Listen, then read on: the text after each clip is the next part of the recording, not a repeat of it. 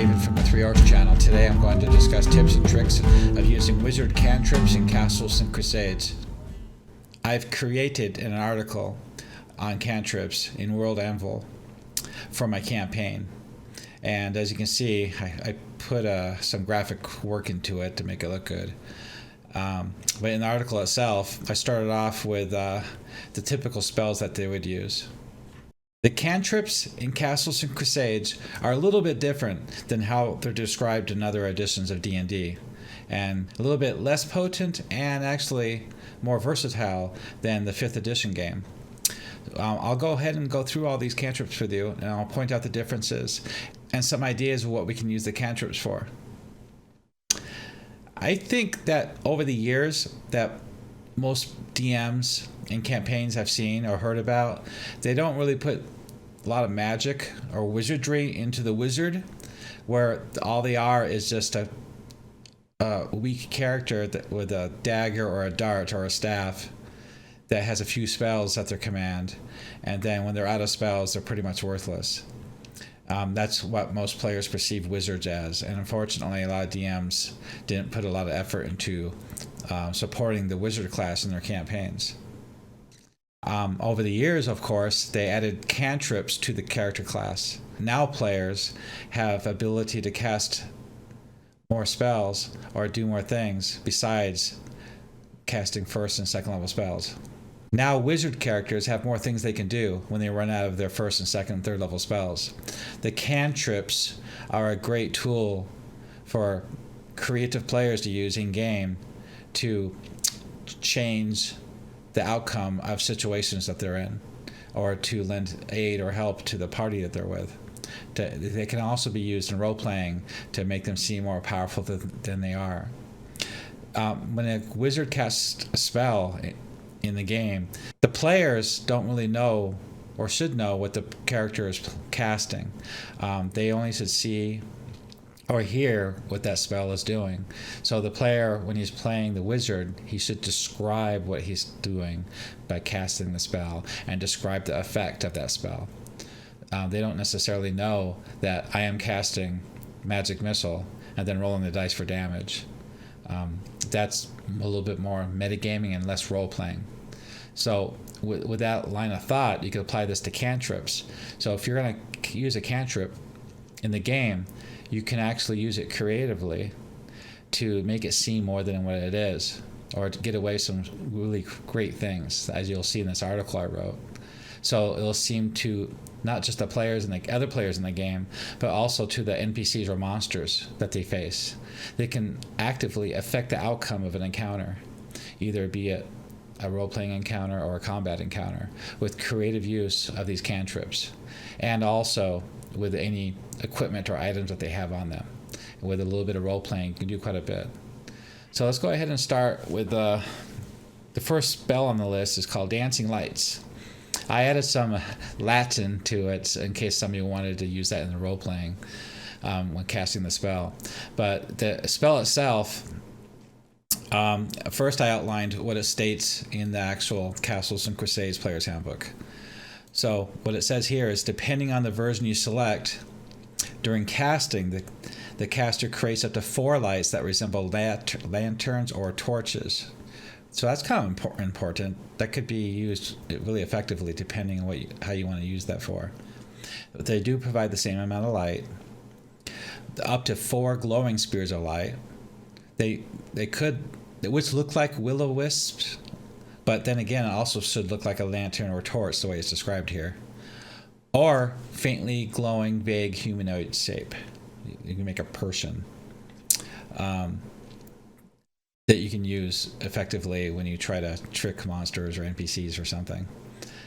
So the first statement here is you get 4 lights, and they can be lanterns or torches, and they have their own light source to light up an area. So that's quite obvious.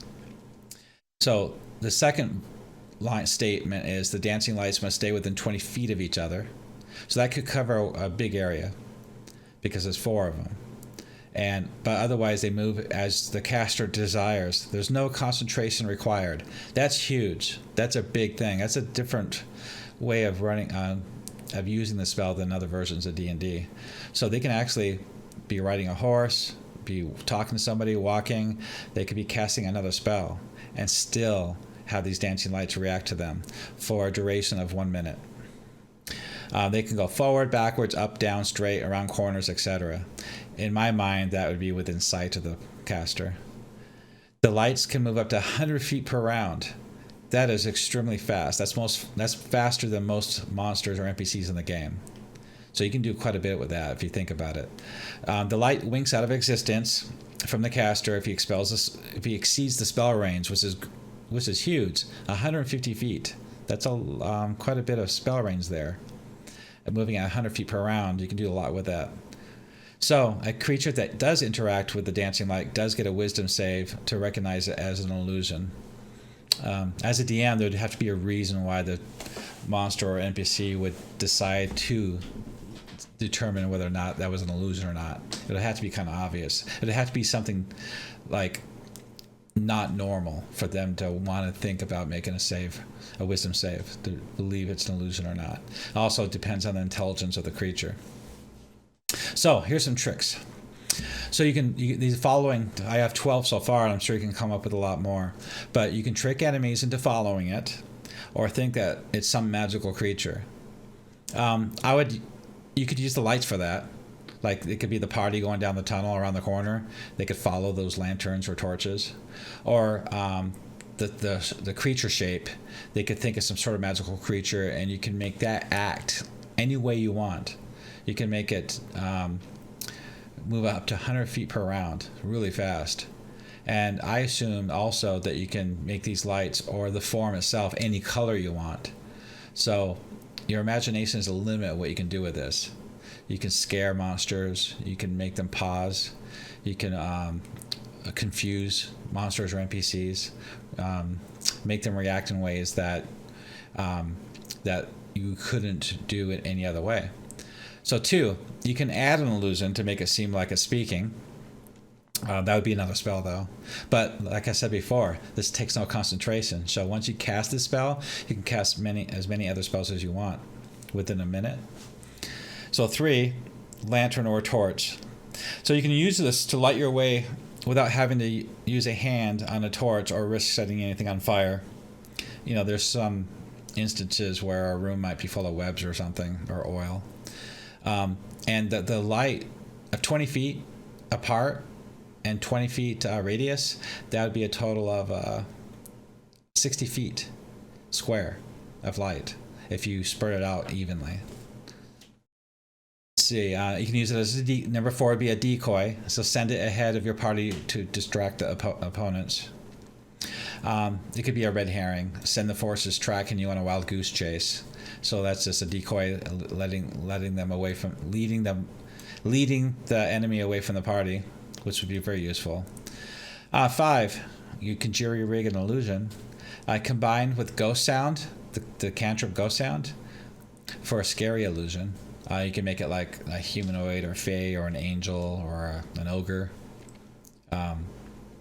Anything that you can think of, you could make it sound like that. Kind of like that movie Star Wars, the very first one, where Luke Skywalker was in the desert, and the Sand Raiders found him, and then Obi-Wan Kenobi came up upon him and scared the Sand people away with that sound. And not only was it a loud sound to make them scared and run away, but he knew exactly what that sound should be of to make them want to be scared. And it's probably some ape, it was probably some predator that was common to that world, to those sand people, and they recognized that sound, and that's what made them run away. So a lot of knowledge from the player itself would help a lot. Okay, 6, you can use this spell to survey. You can send it in as 2 lights at a maximum distance from each other. You can use the quadrant, sextant, whatever, protractor use, a tool to measure angles between yourself and the shadow cast by objects in the room. You can triangulate the size and positions, estimate the room dimensions. So that's pretty creative use. You can even put one down a well. 7, you can use it to communicate, visual alarm system, with creative use of it. You know, if you pre-plan this with your party, maybe somebody's scouting out ahead and you have to give word information back to the party for some reason, and you can use that. You gotta remember, this is only a cantrip, so it's not like you're wasting a first or second level spell. It's a quick, you get 4 of these, and then later on you get 5. So they're good to use for these sort of things. So 8 would be bait. Can lure your enemies into an ambush, or make them cross a pit, a trap, a quicksand, whatever. Number 9 is you can loudly announce that you're going to cast a spell like Fireball and send a mote of light towards the enemy. It does move 100 feet per round, so you can watch them dive for cover or whatever, react to it, depending on the NPC or enemy, how smart they are, you know, how much they know about spell casting. 10, you can use the lights to harass creatures. I've seen my players do this before. You speed the lights. The speed of the lights are much faster than most creatures can move. So you can direct these lights to hover right in front of their eyes to scare or harass them. And depending on the intelligence of the creatures, that would cause an interesting reaction. I had my party cast a spell against a bunch of sturges. The sturges were closing in from the forest line, and he placed 4 of these orbs in front of 4 of those sturges, directly in their face. And he kept them there with concentration the entire time the spell is active. And constantly I had my sturges. As the DM, I decided, you know, these are more like animal creatures that are hungry. So all of a sudden there's this magic light that appeared right before your face, in front of your eyes, effectively blinding you out of nowhere. So they're trying to, obviously they're fast and they're approaching the party at full speed. So I had them dart and weave to avoid these globes, but the player kept them in front of their eyes the entire time. And so effectively he took 4 of them out of combat, and they actually chased them away. After a few melee rounds, they gave up and flew back off into the forest. So that was a great use of a 0-level spell. 1 0-level spell can effectively change the outcome of the game, of an entire encounter. You know, what other class can do that?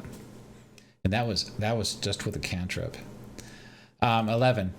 Okay, you can create a humanoid shape, like we mentioned earlier, to confuse or intimidate creatures. I can see that intimidating goblins. I'll also perform some other tips. So you can move this glowing person around with a little bit of creativity, make it do interesting things to really scare the monsters or NPCs even. 12. So the spell does shed dim light as well. So characters with dark vision can see in dim light as if it was bright light. Also, twilight vision can see just fine, and dusk vision that halflings have can see just as well. So I would have the effective vision of those character races to be able to see better, farther away than the humans could. So it would actually give it a bigger area to see in. All right, so that was that one. Detect magic. This is interesting because there's a 50-foot range of the 10-foot width, and it lasts a minute per level, which is a long time. So the description says that by means of the spell, the caster can detect the presence of magic auras in direction of the caster is facing along a 50-foot path and 10-foot wide. The character must spend 1 round concentrating along the path to detect magic, although the caster may cast both spell and begin detecting at the same round that the spell is cast. So it's pretty quick. The strength of the magic detected will be revealed as lingering, faint, moderate, strong, or overwhelming. So I picture that as glowing auras that the spell will uncover. You know, when they visually see this, only to the person casting it. The spell can penetrate barriers, but 1 foot stone, 1 inch common metal, thin sheet of lead, or 3 feet of wood or dirt blocks it. Then it talks about outsiders and elementals and all that. So then the last part is magic areas. Multiple types of magic or strong local magical emanations may confuse or conceal weaker auras.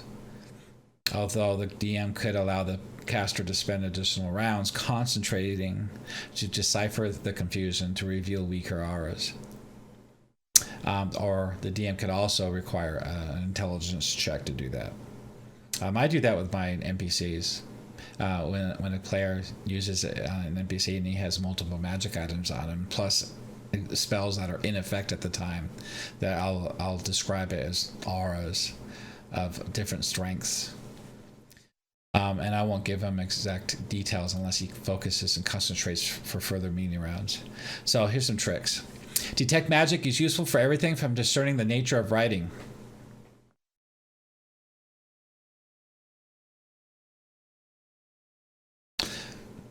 So that would be magical or non-magical writing. That'd probably be good for scrolls and spellbooks. 2, finding magic items in a room. That's obvious. That makes short work of that search of that room. 3, locating magic traps and wards and determining the nature of the various natural effects of other people and areas. And then 4, concentrate for 3 rounds and discern the exact location of magic auras. So we pretty much discussed all that previously in the description of the spell. Further comments on that I think it's pretty straightforward. I think the only thing to take away here is for players to be able to gather further information by concentrating longer for more melee rounds on the same thing to determine more detail about those auras. Okay, the next one is interesting. Ghost Sound. So that has a long range of 150 feet, and it lasts 1 round per level. So at first level, you're going to get 1 round's worth of noise. Then, of course, intelligence save will negate that. So it's a little bit iffy if this works, depending on who you use it against, like an ogre versus NPCs. So the things you can do by description is eerie rattles and wails, wolfish howls, warm laughter, quiet conversation, the rumble of thunder, and the clash of swords, the soft patter of bare feet. All of these sounds can be created with this spell. These sounds can seem to rise or recede, approach, or remain constant as the caster desires. Virtually any type of sound can be produced, emanating from anywhere within the range, although the volume cannot exceed as much noise as 4 normal humans can produce. So yeah, the clash of swords, the rumble of thunder, that's pretty loud noise, but it can't be louder than what 4 humans can produce. I would say 4 humans yelling at the top of their lungs can produce, which is pretty loud. But it's not going to be loud as a sharp lightning clash of thunder. But it would be pretty loud still. So some of the tips and tricks you can use with with Ghost Sound. You can have people boo or heckle. You can have noises in the bush, mating calls, mimic the sounds of certain spells going off, a sound of a child crying, a roaring demon noise, voice to boom as loud as 4 humans. So that is useful. You can use it to lead people away or go investigate something or to scare them away. So that's all obviously useful. Number 2, Ghost Sound is much like the illusionist first level spell Silent Image. So it's limited only by your imagination. But I find that its best use of Ghost Sound is to augment Silent Image. But the only character class in the NCNC is the illusionist that can cast Silent Image. So if you want to convince an enemy that they've got outnumbered and surrounded, you can use Ghost Sound to emulate the sound of marching leading up to the location, followed by Silent Image of the soldiers marching in formation. Also, so number 3, escape spell. So when you run down the hall until you turn a corner by a hiding spot, hide there and also use Ghost Sound to make your footsteps continue past the spot, so your pursuers will just keep going past you. That's very useful. You can lead them any way you want, even across traps maybe. 4, intimidation. Give your voice a creepy, indistinct echo when you talk, or conjure up the sound of battle horns and shout out, "I got through, guys! help is on the way, like you're being reinforced. And this is the thing that needs to be pointed out with cantrips. It's not just the spell, and it's not just how you can use it creatively, but it's also how you can role play with the spell to directly affect the game. The outcome of the encounter can be directly affected by the use of role playing as well. So if you just do one of these things, it'll be somewhat effective, but if you do all these things together, it'll be much more effective. The use of role playing, the way you present yourself, the creative use of the cantrip, and any equipment that you might have, and of course the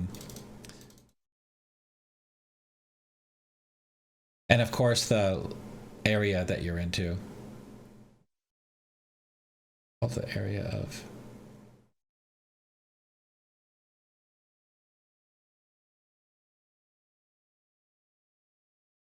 terrain. And the terrain features that you're, and the terrain features. Number 5, conjuring the sounds of shrieking phantom winds while sounding subtle and quick to anger routine. Sure, you know you don't really summon up a screaming soul-eating ghost out of the blackest abyss, but do they really want to take the risks? Do they really know that? All these spells, cantrips, can be thought of it in this way, because you know you're casting a cantrip, you know it doesn't do any damage, you know that it's weak, but the NPCs and the monsters do not know this. And also, if you're trying to roleplay with your group, your fellow group members don't know this as well. Okay, the next spell is Light. It's got a range of 150 feet. That seems to be common. But this one lasts 10 minutes per level. The spell causes an object to shed light, clearly illuminating the area around it as much as a torch, which is 40 feet, albeit with clear white light. Although the effect is immobile, it can be cast on a movable object. Light taken into an area of magical darkness does not function. So, some tricks for that spell. 1, cast it on a pebble or other small object. You can throw it from your hand just as a spell that you cast that might fool an opponent thinking that you're casting Fireball. Or a lighted arrow as a flare or a signal. 2, you can cast light on a coin or a rock and toss it into a scroll case. This will effectively mimic a flashlight. So you got a tube, and you put the pebble in the bottom of the tube, and then you keep it sealed. And on one end, you can unscrew it or uncap it, and then it'll act as a flashlight. That's pretty creative. 3, cast light on a torch, which is an obvious way to carry a light, but of course you can cast it on a helmet, a shield, any object. So the 4th is really effective, is blind. So you cast a spell on target's eyes to blind it. If it fails to save versus Dex, a blinded creature suffers -10 to all its attack rolls, loses any dexterity bonus to armor class, suffers -2 to its armor class, moves half speed, and suffers a -4 penalty on strength and dexterity checks.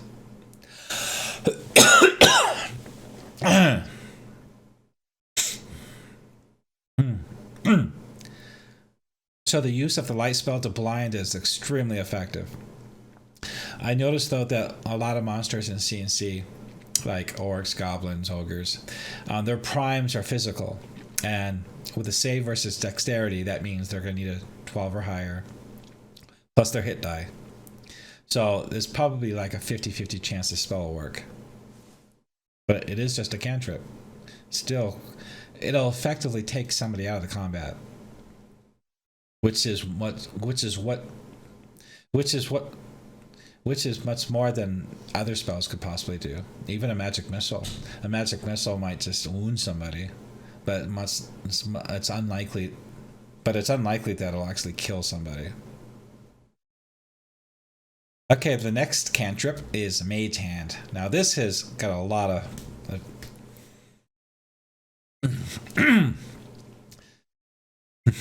The next cantrip is Mage Hand. Now this is going to be a discussion. It's got a lot of uses. So let's go ahead and describe what it says in the book. First, it has only a range of 25 feet. So we got to remember that this entire time we talk about all these tips and tricks. Whatever you can do, it's got to be within 25 feet. You can move an object up to 15 feet per round. And the duration is concentration. That means that the duration is unlimited. It'll last for hours and hours all day long if you want until you fall asleep. Or you're hit in combat. And as a DM, I'll make the players make a save and I'll make the player perform an intelligence save to keep their concentration. And also, I'll penalize them -1 on their die roll, their save roll, per hit point of damage they take. So the description reads, the caster points a finger at an object of 5 pounds or less, and then lift and move it at will from a distance. The caster can move the object up to 15 feet in any direction and around, though the spell ends if the distance between the caster and the object ever exceeds the spell range of 15 feet. So here's some ideas that you can use for this spell. 1. Well, in effect, it's a third invisible hand.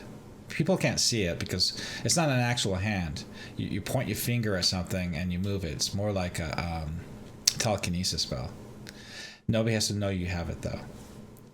So you can be a little bit sneaky with this spell. 2. Stick a strip of cloth into a flask, light it up, and use Mage Hand to carry it up in the air and drop it like a grenade-like attack, like a flask of flaming oil.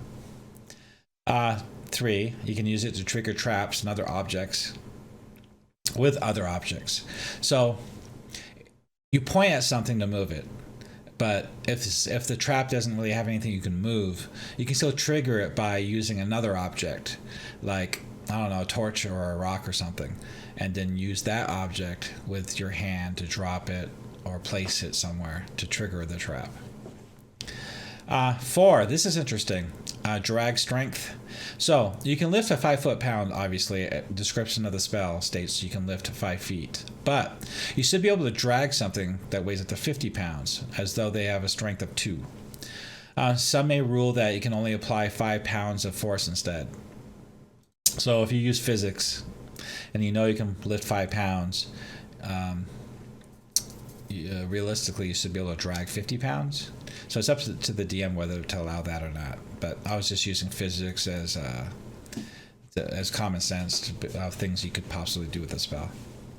5, drop an object as a distraction. Okay. 6, you can open a door from a distance. Really useful since most traps try to hit the person opening the door. It would have to be obvious what you can do with telekinesis to be able to open the door. It would have to be like a latch, and it couldn't be a stuck door. So it'd be something you have to move and apply 5 pounds of pressure to. 7, feel for objects within a Mage Hand held object. 7, feel for objects with Mage Hand held objects. So if your Mage Hand is holding an object, you can feel for other objects with it. You could probably detect people that are invisible with maybe a string or a stick. You can see if an object is inside something or somewhere by feeling around to see if the object you're moving is being stopped or not by another object. Okay, 8. You can carry or wield a weapon, but not actually attack with it. But you can threaten with it. You can fake having an animated sword defending yourself. So that would be pretty scary to most monsters or NPCs, especially ones that are ignorant of magic. All they see is a sword or a spear or whatever float up, hover in the air, point towards them, or wave at them menacingly. That would scare the heck out of almost anything. That especially, like I said previously, the creative use and role playing, and saying something, say something with it, or threaten verbally with that spell. Make it seem like you're more powerful than you are. Also, the way you're dressed, what you look like, how you present yourself, any equipment you're holding, can all be very effective. You can make creatures surrender. You can make them turn and run. You can make them give in and give in and be compliant. You can make them give in and be compliant with your questions. There's so many uses you can use with intimidation. Okay, 9. Hold objects like a torch or a lantern. So that's nice. You got to remember, this spell lasts all day until you lose concentration. So a lot of times a wizard in the group is the one holding the torch or the lantern. So now they don't have to hold it with their hands. They can use that spell to hold it instead. And of course, you can always use that spell as well to drop it on somebody, to light somebody else on fire, to do whatever you want with that object. It can also just set the lantern on the ground and continue doing whatever you're doing in that room. And still use your two hands to do something else at the same time. Very, very useful. That makes your wizard much more capable. 10. Hold an object up for soft cover. So if you hold an object that weighs less than 5 pounds, could be a sheet, a blanket, or a flag, or maybe a light board. It doesn't have to be anything sturdy. It just has to give you soft color. It just has to give you soft cover. It just has to interrupt the line of sight. So now you get maybe up to -4 to hit you from missile weapons. That'd be very effective. Okay, 11. Carry dangerous things. Of course, anything that nobody wants to touch, you can just carry it yourself all day long. So that powerful cursed item that you need, a key to open up some arcane door in the dungeon. And usually those kind of things are cursed, where somebody that touches it, something horrible happens to them. Well, here you go. You can just carry it and use it for what you need to use it for without actually touching it. 12. Use it to pickpocket. You can target belt buckles, component pouches, ammunition pouches, or even plucking an arrow from a crossbow or a sheath or a quiver. So what you can't do with this spell is you can't open up containers. You can't open up a belt pouch and reach inside and grab something. You can't open up a backpack. You can't reach inside somebody's robes and pull something out. But if anything, any object that somebody has that they're not gripping with their hands and it's not locked down or put away inside of a container, you can use this spell to just start pulling things off this guy. If he doesn't know you're there, then maybe I'll make a check to see if he notices it even happening.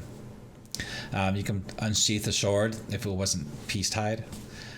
So you can pull a weapon from somebody. You can't pull a weapon from their hand because they're wielding it and they're holding it. This spell's not capable of doing that. You can take arrows out of somebody's quiver. You can't pull off a necklace over somebody's head because I'll catch before they noticed. I guess you could do it if you wanted to. If the person that you're doing it to would let you, because they would actually notice unless they're sleeping. So it's all situational. But like I said before, these spells can be used if the imagination is the limit. There's so many creative things you can do with these spells, and this is a very powerful thing you can do.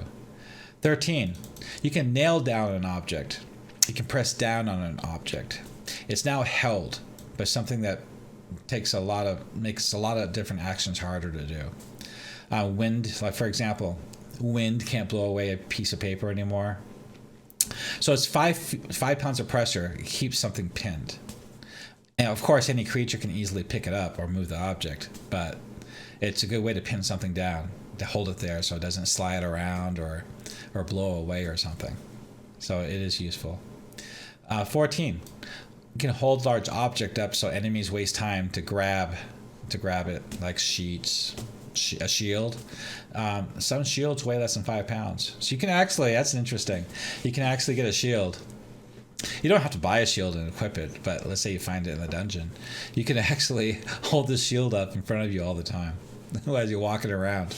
You couldn't use, it's actually more effective as a shield being held with telekinesis against missile weapons, because you're probably going to get quarter cover, half cover, maybe -4 to hit against missile weapons. It's not going to do you much good in melee. when somebody's trying to strike you with a axe or a sword, melee combat. But it'd be good against range, and that'd be interesting. You could do that. 15, you can play dirty tricks like throw dirt in their face or anything you can think of. 16, you can snatch the paperwork off or keys from the enemy commander's desk through an open window or bars of a cell. So if you're a prisoner, these don't take cantrips don't take components, so they're all verbal and somatic. So you can actually take the keys off the desk when they're not looking to unlock yourself out of the jail cell, or anything that you could get, like paperwork. Let's say you're in an investigation. Your party is in the middle of an investigation adventure, and they find that there's paperwork that they need. So usually you'll send a thief in if you have one, but you can also use your wizard with a simple cantrip to get that paperwork out from underneath the eyes of the person that's supposed to be guarding it.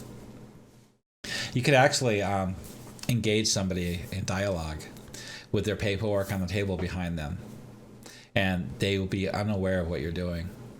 You could actually snag that paperwork without them realizing it if you do it right. I can see that happening. Okay, 17. Tie the far end of your rope to a tree. 25-foot chasm or river or pit. That'd be useful. You can do that with a rope. It's a matter of just for the DM to decide whether or not the Mage Hand has any finesse fingertips to be able to tie a knot. It's in one hand for one thing. So it had to be something pretty simple.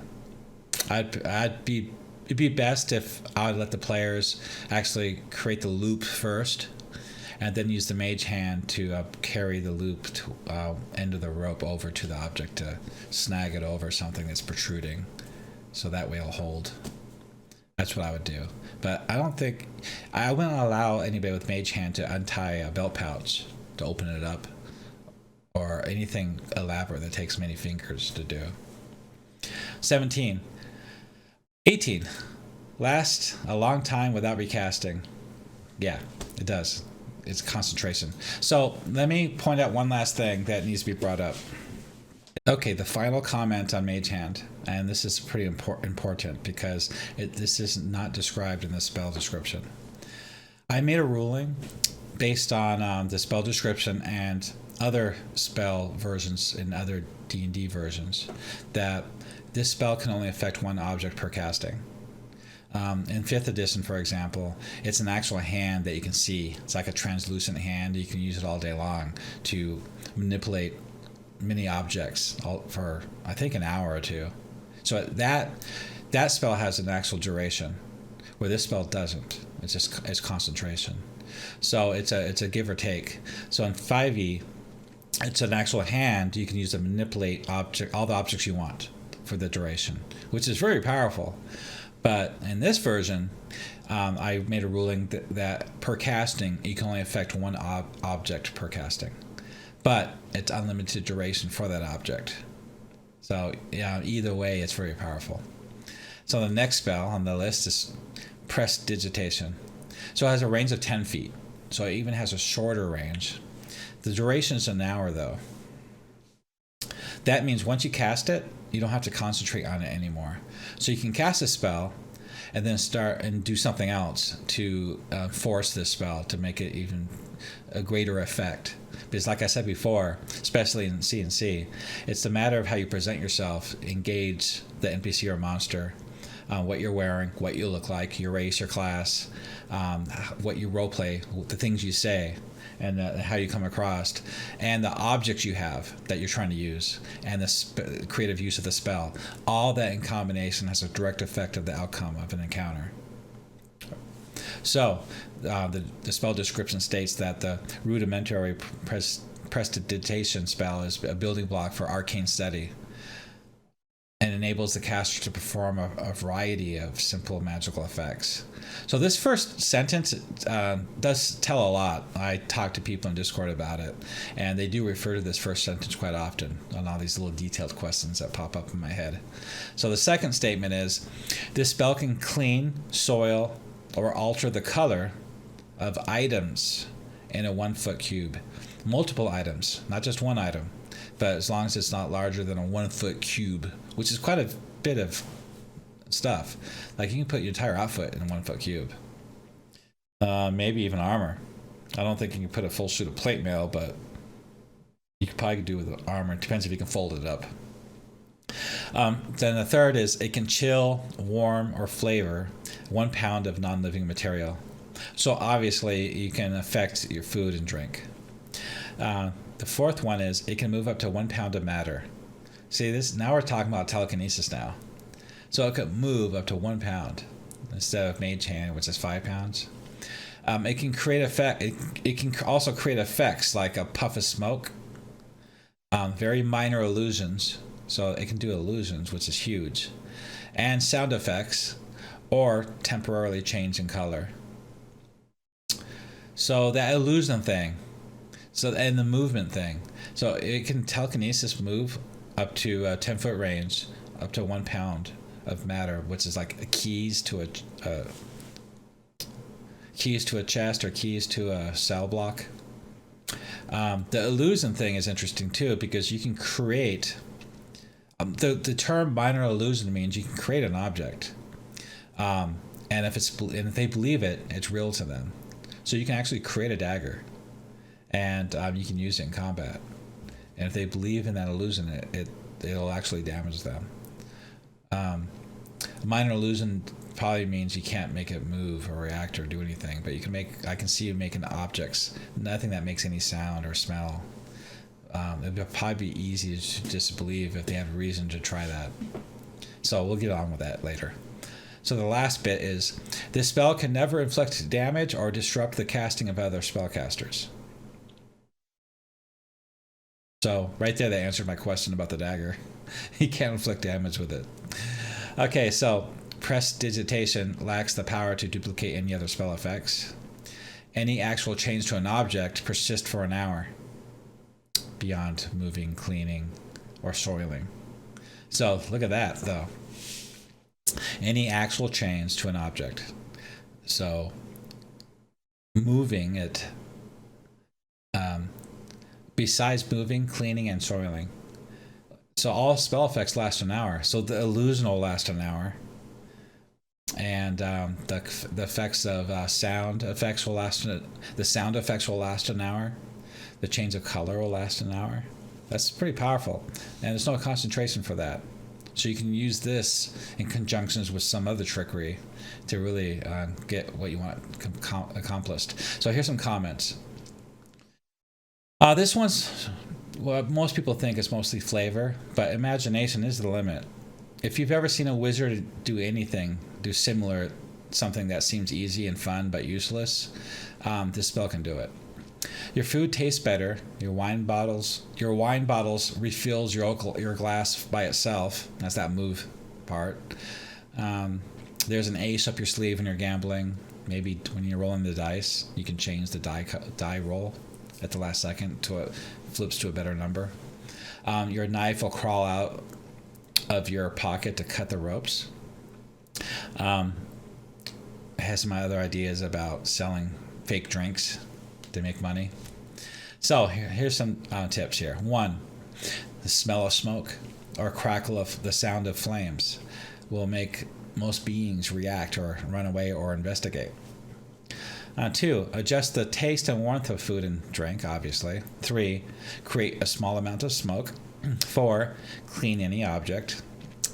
When I role play in my campaigns, if they're going to slaughter a whole bunch of giant frogs in the swamp, they're not going to be very presentable when they get back to town.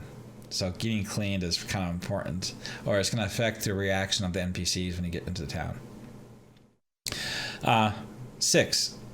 5, you can create a smell. So that's useful to distract guard dogs and wolves. That's a really good way to do it, but it does have a 10-foot range. 6, create an instantaneous harmless sensory effect, like a shower of sparks, a puff of wind, faint musical notes, or an odd odor. Same thing. It's a way to distract somebody. You can change 7. Change color. Create a small mark or a symbol that appear on an object for an hour. That could be useful. 8. Create an illusionary image of an object that can fit in your hand. It'll last an hour. So the deal with a small illusion of an object that lasts 1 hour, it can be a gem or a dagger. It's real to the believer based on the illusion rules. So in effect, it's a real object. Unless, of course, they make their save, or they have a reason to disbelieve it, then they make their save. But the rule does state you can't do damage.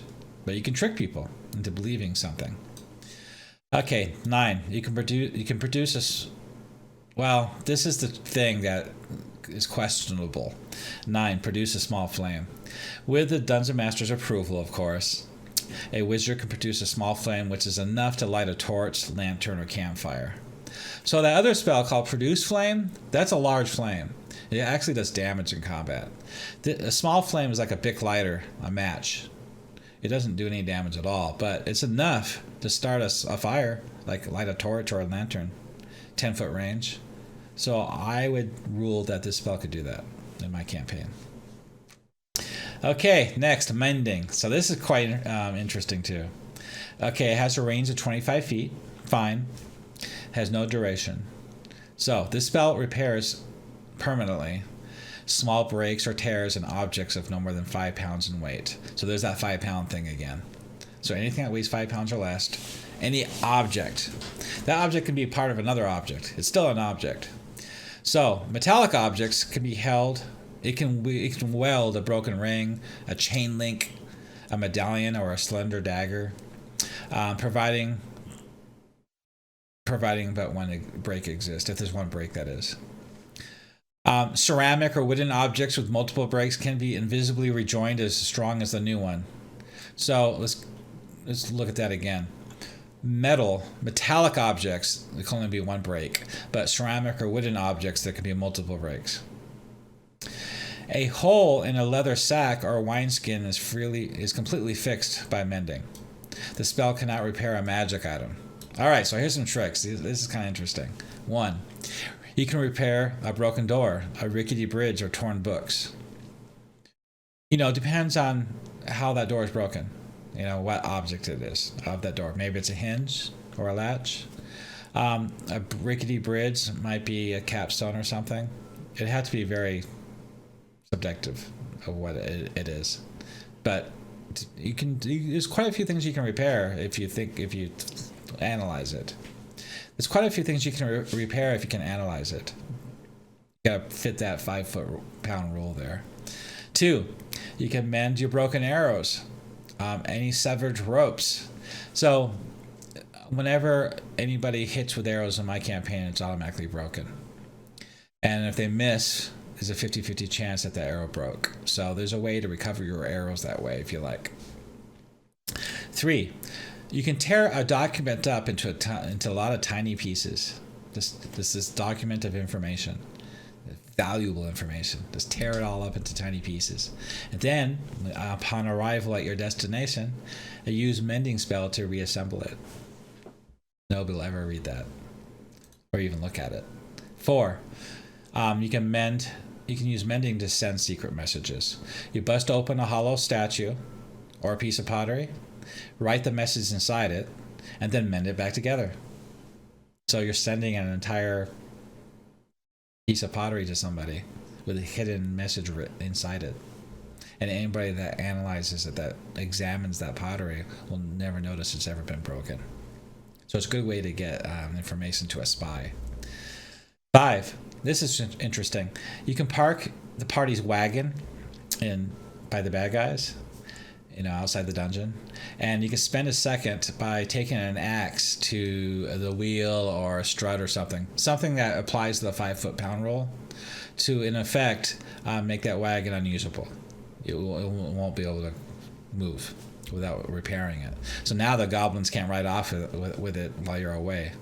When you return, you just cast Mending on it, to restore it, and it's working again. I think that's pretty nifty.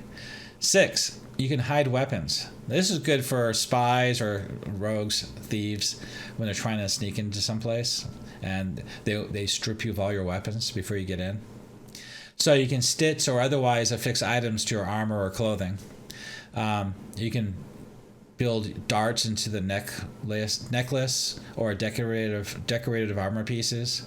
Snap them off when you get to the party and you have the weapons in a pinch. You can do this in the hem of your cloak. Like if you have a leather cloak, you can actually use Mending to get an item inside of it, or shoe, bottom of a boot, same thing. You can tear the sole off and then put some weapon inside of it, or coin or whatever, or something valuable, and then you use Mending to put it back together. And so if anybody ever looks at your boots, they won't find any secret compartment. So that's useful. So the last one, the last cantrip on the list is Message. It's got a huge range of 450 feet. So the caster, it'll last 1 round per level. The caster can whisper messages and receive a reply with little chance of being overheard. The caster points a finger at one creature to be included into the spell effect and must mouth the words and whisper, possibly allowing the opportunity to read their lips. Magical silence blocks the spell, but otherwise, as long as the caster can see the targeted creature, the message is heard. The creatures who receive the message can whisper or reply to that caster, so you can have a two-way conversation. The spell doesn't transcend language barriers, so you have to be able to speak each other's language. So here's some tips and tricks. It's useful when sneaking or not letting enemies know your plan during a fight if they speak common. Also useful if you can subtly point at somebody playing poker that's cheating. Or you can even cast it through a familiar. So familiar is an entirely different subject, and it needs a video on itself. I noticed that anybody that ever reads the familiar spell doesn't understand it all. They're absolutely shocked and surprised of how powerful that spell is. And that'll definitely take another video. So in conclusion, all told, however, my favorites are Dancing Lights, Mage Hand, and Mend. First, because it creates a set of lights that is entirely mobile and can thus be used to illuminate an area, a larger area, as well as cast illumination around a corner. You can also alert others to your presence without being ambushed. The second, because I like to communicate knowledge in character, and often the person who needs to know isn't standing right next to you, so you don't have to use your outdoor voice. The third is because, it's really, really cool to have a 5 foot-pound. It's really cool to have a 5-pound telekinesis spell. So that completes my video on review of the Castles and Crusades Wizard Cantrips spells. Please post your comments below. And also, if you'd like to see any further videos, make suggestions there. Also, please, if you'd like to see more content, subscribe to my